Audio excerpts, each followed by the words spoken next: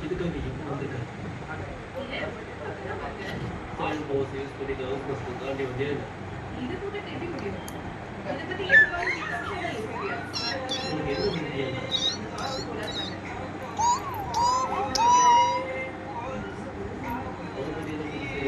போதும்பா